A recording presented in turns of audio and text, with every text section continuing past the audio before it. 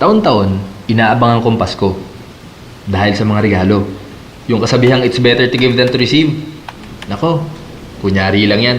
Aminin na natin, gusto talaga nating lahat yung nakakatanggap ng regalo. Merry Christmas! Uy! Yehey! Mag. Handa.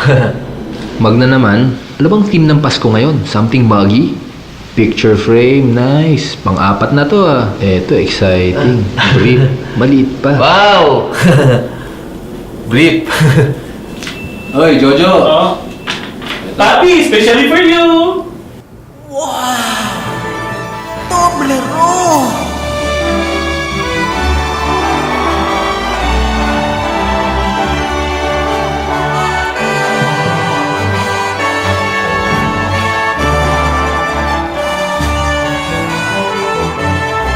Ganito pala ang pakiramdam ng feeling so special. Lalo kung yung regalong makukuha mo, yung especially for you. Ramon.